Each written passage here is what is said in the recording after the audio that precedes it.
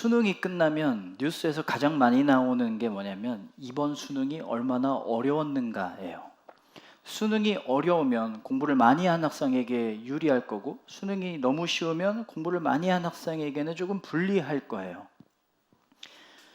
너무 어려워도 문제지만 너무 쉬우면 누가 진짜 공부를 많이 했는가, 누가 공부에 대한 진짜 실력이 있는가를 변별하기가 어려워요. 변별하기 위해서 이 수능의 난이도가 이슈가 되는 거예요. 하나님 믿는 거 어렵습니다. 하나님이 안 보이기 때문에 그래요. 제가 그래서 이런 생각을 한 적이 있어요. 하나님이 계시다는 게 너무나 당연한 세상이면 어떨까? 우리가 산이 있고 해가 있고 바다가 있는 게 그냥 당연한 거잖아요. 태어나면 그게 당연한 그냥 현실인 거잖아요. 그것처럼 하나님이 있는 게 당연한 거예요. 하늘에서 하늘 보면 하나님이 보이는 거야. 기도하면 하나님이 와서 옆에서 들어주시고, 하나님이 무슨 생각이 있는지 말해주시고, 예배 끝나고 집에 갈 때 잘 가라고 얘기해 주시고, 그렇게 되면 기도하고 말씀대로 살고 예배 드리고 하나님 믿는 게 당연한 게 될 거 아니에요. 그럼 누가 제일 좋을까요? 저 좋으라고 하는 걸까요?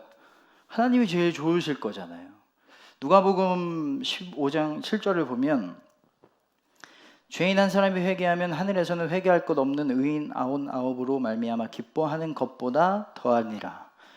한 사람이 회개하는 게 99사람으로 인한 기쁨보다 더 크대요. 한 사람이 회개해도 이렇게 기쁘신데 모든 사람이 다 하나님 믿으면 하나님 도파민 폭발할 거 아니에요. 너무 좋아서. 그리고 그렇게 하실 수 있는 능력이 있잖아요. 그렇게 하실 수 있는 능력도 있고 그렇게 하는 게 하나님께 제일 좋은 건데 안 하세요. 안 하고 계시잖아요. 그럼 안 하시는 이유가 분명히 있을 거 아니에요. 하시면 좋고 하실 수 있는 능력도 있는데 왜 안 하실까요? 그렇게 믿는 건 믿음이 아니라서 그래요. 믿음은 쉽게 믿으면 믿음이 아니에요. 믿음에 변별력을 두시려고 믿는 걸 어렵게 하셨어요. 오늘 말씀에 스데반이 이렇게 말합니다. 48절에 지극히 높으신 이는 손으로 지은 곳에 계시지 아니하나니 솔로몬이 하나님 계실 성전을 지었어요. 정말 화려하고 멋지게 지었는데 그 성전에 하나님이 안 계시대요. 왜 그럴까요? 거룩하지 않아서 그럴까요? 너무 좁아서 그럴까요? 화려하지 않아서 그럴까요? 성전은 눈에 보이거든요. 성전이 잘못됐다는 게 아니라 눈에 보이는 확실한 증거가 있는 믿음이라는 것에는 안 계시다는 거예요. 그런 믿음에는 안 계시다는 거예요.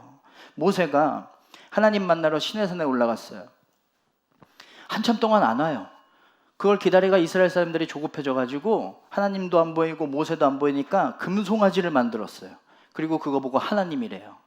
이 금송아지가 우리를 이집트에서 구원했다라고 예배하면서 고백해요. 눈에 안 보이니까 눈에 보이는 우상을 만들고 그게 하나님이래요.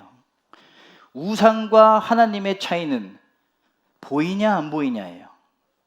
우리가 어떤 보이는 것을 통해서 어떤 증거를 통해서 하나님을 믿으려고 한다면 우상을 숭배하려고 하는 거랑 똑같아요. 하나님은 우상이 아니라서 안 보여요. 그래서 우상은 믿기 쉽지만 하나님은 믿기가 어렵습니다. 하나님은 믿음을 쉽게 갖지 못하게 하셨어요.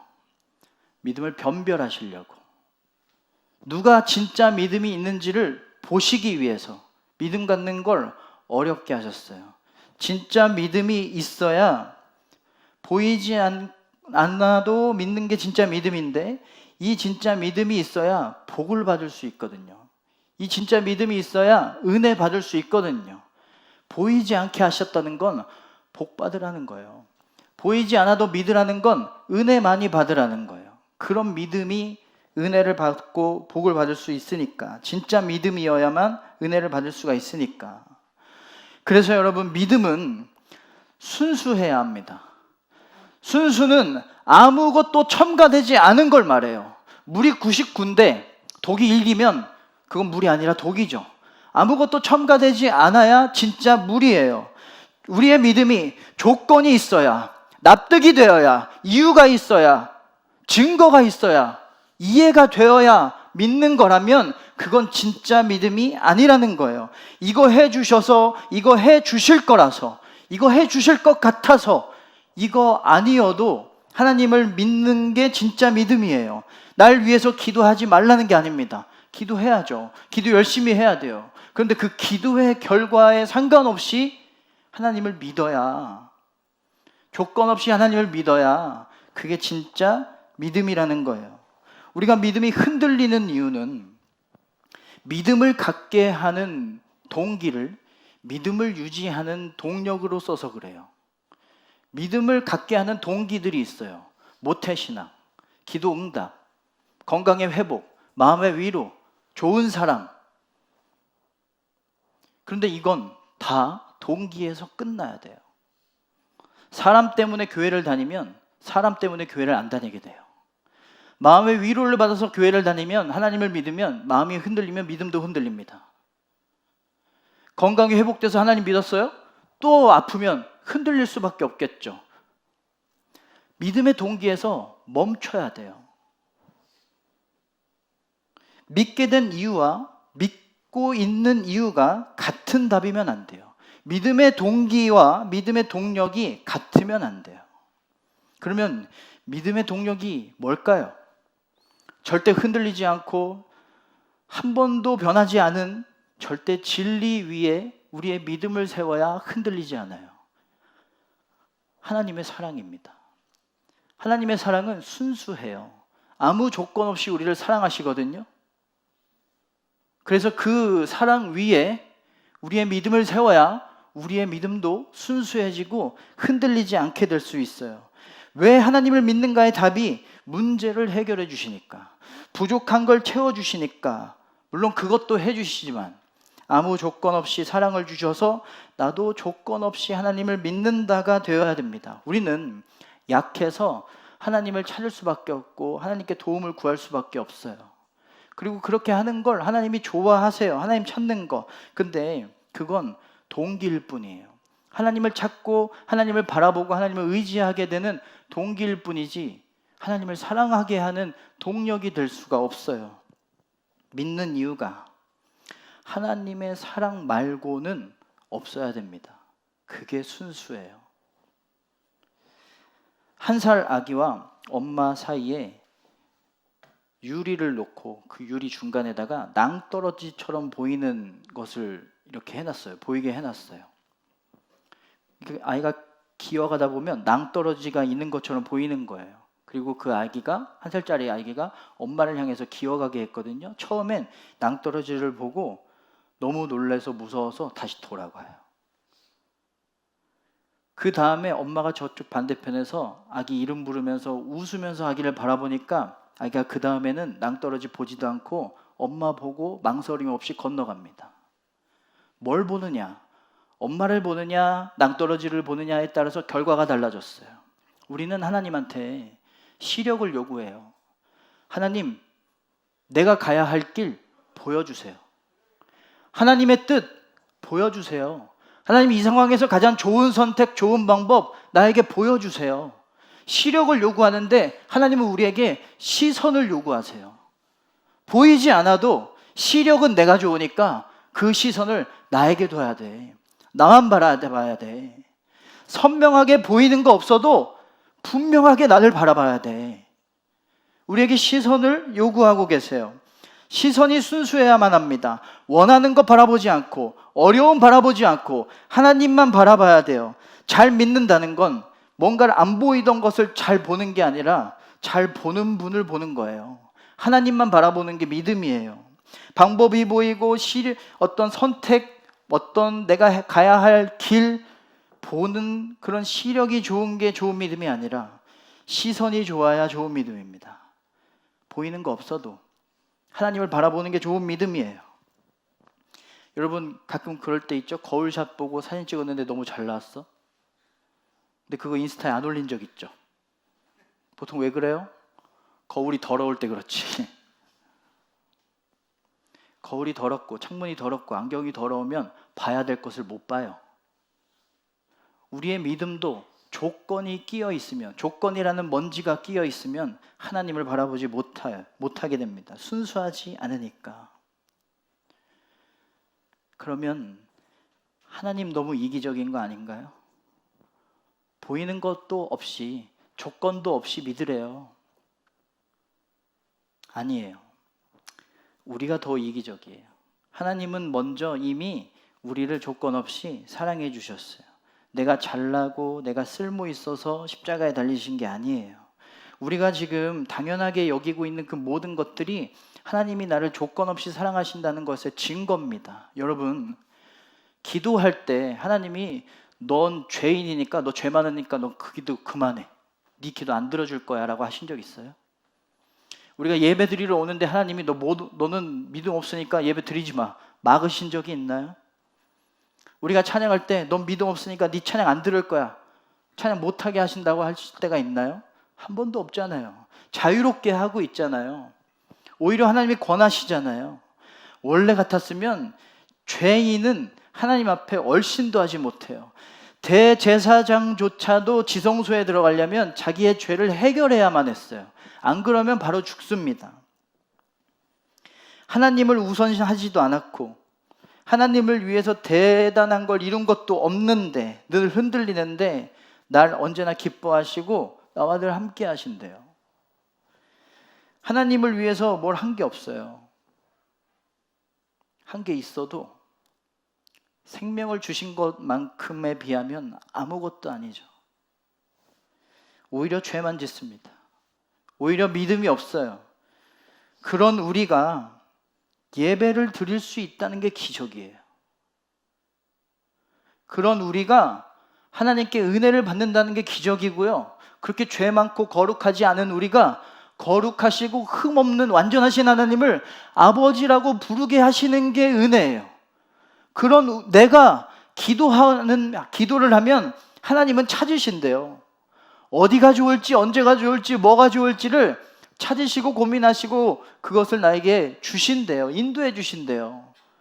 내 믿음 없는 기도가 뭐라고? 내가 뭐라고? 아무것도 안 했는데, 아무것도 아니잖아요. 그런데 아무 조건 없이 그냥 날아서 받아주시고 함께 해주신다는 거예요. 너무나 말도 안 되는 은혜 아니에요? 이 엄청난 은혜 앞에서 우리는 엎드릴 수밖에 없습니다. 이 엄청난 은혜를 받고 있는데 뭘 더 요구할 수 있겠어요? 뭘 더 바란다고 할 수가 있겠어요? 그럼에도 난 여전히 조건을 걸어요. 그럼에도 난 여전히 늘 흔들릴 준비가 되어 있어요. 그럼에도 난 여전히 뭔가 필요해서 하나님을 찾아요. 그럼에도 난 여전히 예배 드리는 게 귀찮을 때가 있고요. 순종은 싫은데 은혜는 받고 싶어요. 하나님이 늘 가까이 오라고 하시는데, 너를 위해서 내가 죽었다라고 하시는데 우리는 늘 멀어지고 있어요. 그런데 이런 나도 사랑하신대요. 이런 나도 자녀래요. 이런 하나님인데 어떻게 조건을 걸어놓은 믿음으로 나아갈 수가 있겠어요? 하나님은 내가 드리는 찬양보다, 내가 드리는 믿음보다 나를 더 사랑하세요. 내 믿음이 어떠하든 내 찬양이 어떠하든 상관하지 않고 나를 더 사랑하십니다. 내가 드리는 믿음만큼 사랑받으면, 내가 드리는 찬양만큼 사랑받으면 우리 사랑받지 못해요. 나도 하나님이 주시는 복보다, 하나님이 주실 것들보다 하나님을 더 사랑할 수 있어야 돼요. 나에게 하나님이 있는 것으로 다른 것이 필요 없다고 고백할 수 있나요? 나에게 하나님을 만나는 게 전부가 될 수 있나요? 하나님이 다른 것 주셔서가 아니라 하나님이어서 찬양할 수 있나요? 아무 목적도 없이 찬양하는 게 내 목적이 될 수 있나요?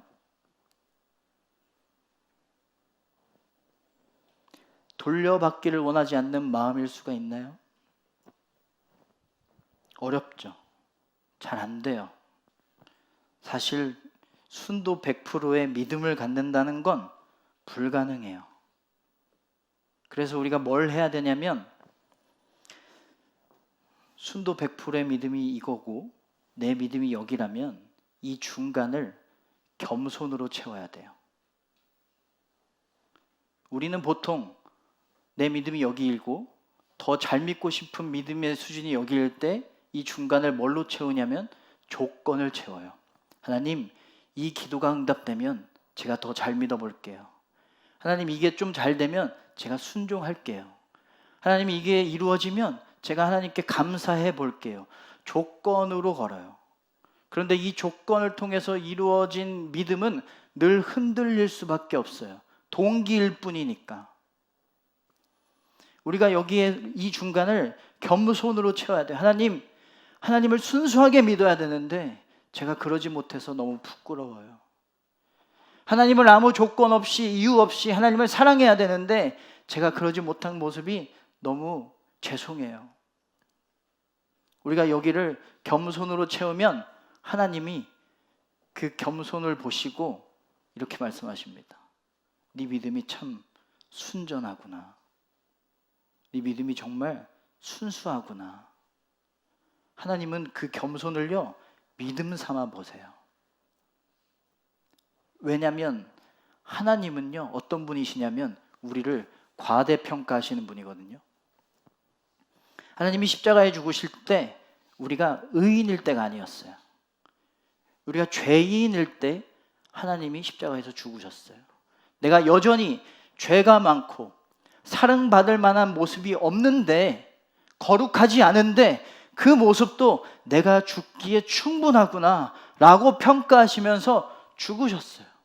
그리고 그 죽음을 예수님이 우리에게 오셔서 십자가에 달려 죽으심을 믿으면 의인이라고 인정해 주신대요. 내가 말씀을 다 지키지 않았는데, 여전히 죄가 있고 거룩하지 않은데 하나님이 우리를 의인이라고 인정해 주신대요. 예수님의 그 십자가의 공로로 힘입어서 의인이라고 평가해 주신대요. 하나님은 우리를 늘 과대평가하세요. 하나님이 하시는 그 과대평가된 내 모습, 넌 정말 넌 내 자녀고, 넌 의인이고, 넌 구원받은 자야, 이 모습과 현재의 내 모습의 이 중간을 하나님의 조건 없는 사랑으로 채우시거든요. 빈틈없게 채우시거든요. 그래서 넌 내 자녀야. 내가 널 사랑해. 내가 널 위해서 죽었어. 그래서 우리가 순수한 믿음과 지금 부족한 내 믿음을 하나님 너무나 부끄럽습니다. 하나님 너무나 죄송합니다. 더 믿도록 노력해 볼게요 라고 하는 겸손으로 그 중간을 채우면 그것을 보시고 과대평가하시는 하나님이 순전하다, 순수하다, 그것도 믿음이다 라고 인정해 주신다는 거예요. 저는 대학교 다닐 때 등록금을 거의 다 그 학자금 대출을 했거든요. 대출을 많이 받다 보면 이게 갚아야 될 돈들이 점점 커져요. 그래서 군대 갔다 와서 한 3학년, 4학년쯤에 연체가 몇 번 됐어요. 돈을 못 내가지고, 돈이 많으니까 못 내서 연체가 돼서 신용등급이 내려갔어요. 그래서 다음 학기 대출을 받아야 되는데 보니까 탈락된 거예요. 대출 못 받는다고 나오는 거예요. 그 사이트에서. 그래서 상담원하고 상담을 해봤거든요. 이 신용 등급이 올라가려면 보통 6개월에서 1년이 걸린대요. 그동안 1년 동안, 6개월 동안 열심히 연체되는 거 없이 경제 활동이 되게 깔끔해야만 또 올라간다는 거예요. 너무 좌절되는 거예요. 휴학해서 알바를 할 수도 있지만 알바를 하려면 서울에서 살아야 되고, 서울에서 살려면 살 곳이 있어야 되고, 살 곳이 있으려면 돈이 있어야 되고, 안 되는 거예요. 답이 없는 상황인 거예요. 저는 기숙사에서만 살 수 있는 형편이었거든요. 이런 상황에서 여름 사역이 시작됐어요. 중고등부 아이들을 데리고 수련회에 갔어요. 저녁 집회가 끝나고 기도하는 시간에 하나님 저 대출 되게 해주세요. 저 학교 다니게 해주세요 라고 기도하려다가 하나님 대출 안 돼도 학교 좀 늦어져도 순종할게요. 하나님께서 선하게 이끌어 주세요. 그 당시에는 왜 그렇게 한 학기 1년 쉬는 게 남들보다 좀 늦어지는 게 왜 이렇게 무섭고 막 싫었는지 모르겠어요. 그 마음 다 접어두고 하나님 순종할게요. 하나님 선하게 날 이끌어 주세요. 라고 기도했어요. 이런 기도를 드릴 수밖에 없는 상황이라는 것에 대한 속상함과 그래도 이런 기도를 했다라는 것에 대한 안도감과 이 기도를 드리니까 주시는 평화와 위로 때문에 엄청 울면서 기도했었어요. 그때 정말 제 청년회 때의 순수한 믿음의 순간이었고 지금도 저에게 자극이 되는 기억이에요. 하나님은 어렵게 믿게 하셨습니다. 왜냐하면 그 다음부터는 쉬워지거든요. 하나님이 일하세요. 사도행전 3장 6절을 볼까요? 베드로가 이르되 은과 금은 내게 없거니와 내게 있는 이것을 내게 주노니 나사렛 예수의 이름으로 일어나 걸으라. 베드로가 걷지 못하는 자에게 말합니다. 나에게 은과 금은 없습니다. 나 아무것도 없습니다. 근데 나에게는 예수 그리스도가 있습니다. 순수한 믿음을 고백했어요. 난 다른 거 없고 예수님만 있습니다. 일어나 걸으세요. 일어나서 걷게 됩니다. 여러분, 순수한 믿음을 갖는 건 어렵지만 그 다음부터는 쉬워져요. 하나님이 일하시니까. 어려운 수학 문제를 풀 수 있다라는 건 다른 문제를 쉽게 풀 수 있다라는 거잖아요. 요한복음 20장 29절 보지 못하고 믿는 자들은 복되도다. 왜 보이지 않는데 자꾸 믿으라고 하시냐면 보이지 않을 때 믿으면 복을 주시거든요. 쉬워지는 복, 한계가 쉬워지는 복, 버티는 게 수월해지는 복, 이기는 게 쉬워지는 복을 하나님이 주신다는 거예요. 하나님이 대신 싸우시니까, 하나님이 풀어주시니까, 그 문제를 풀어주시니까, 우리의 그 순수한 진짜 믿음을 보시고 하나님이 일하시니까 대신 쉽게 믿으면 어렵게 살아요. 덧셈 뺄셈밖에 못하면 모든 게 다 풀 수 없는 문제일 수밖에 없잖아요. 쉬운 문제만 풀면, 어려우면 쉬워집니다. 쉬우면 어렵게 살 수밖에 없어요. 학교 등록을 며칠 앞두고 있다가 기숙사에 누워있다가 갑자기 이런 생각이 드는 거예요. 갑자기 다시 그 학자금 대출 사이트에 들어가서 대출 여부를 확인하고 싶은 거예요. 괜히 확인하러 갔어요. 이상한 일이 생겼어요. 분명히 몇 개월 걸린다고 했거든요. 대출 받아도 된다고 나오더라고요. 제가 그때 어떤 것까지 했냐면 그게 정부에서 주는 거라서 그거 있죠. 청와대 신문고에다 글도 썼어요.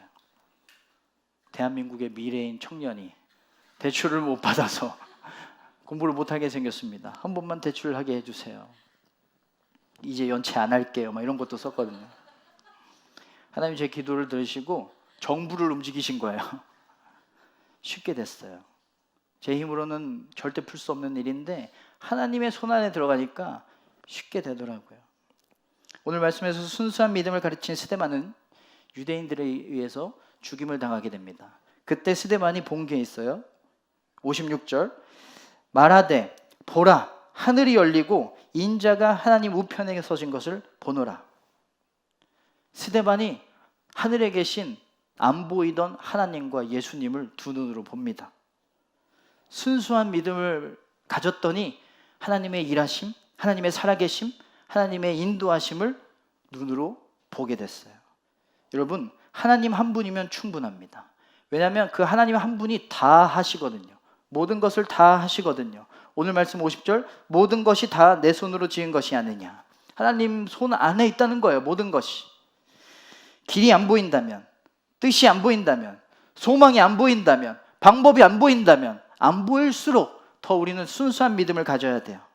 하나님만 원하고 하나님만 사랑해야 돼요. 그러면 하나님은 순도 100%의 하나님의 전능한 능력으로 우리를 인도하시고 순도 100%의 하나님의 선하신 계획으로 우리를 이끌어 주십니다. 손으로 지은 성전에 안 계신 하나님이 어디에 계실까요? 오늘 말씀 49절, 하늘은 나의 보좌요 땅은 나의 발등상이니. 하늘과 땅 모든 곳이 하나님이 계신 곳이래요. 바꿔 말하면 하나님은, 안 보이는 하나님이 어디든 다 계시다는 건 하나님 보이는 거랑 똑같은 상황이라는 거예요. 하나님 찾을 필요가 없다는 거예요. 어디든 계시니까. 성전에 안 계신다는 건 성전에만 계신다는 게 아니라 성전이든 어디든 다 계시다라는 거예요. 그래서 보이지 않아도 어디든 계시기 때문에 하나님이 보이는 것처럼 살라는 거예요. 늘 하나님을 어떤 순간에도, 어떤 상황에도, 어떤 자리에서도 하나님을 바라보라는 거예요. 여러분, 순수한 믿음으로 어디든 계신 하나님께 우리의 시선을 늘 향하기를 축원합니다. 하나님이 주실 것보다 하나님을 더 사랑하는 게 순수해요. 내가 가지고 있는 것보다 하나님을 더 사랑하는 게 순수한 믿음입니다. 소망과 기쁨이 없어도, 보이지 않아도 하나님이 여전히 내 하나님인 게 순수의 믿음입니다. 진짜 믿음, 하나님이 원하시는 진짜 믿음, 하나님이 변별하시는 믿음 갖는 우리가 되기를 주님의 이름으로 축원합니다.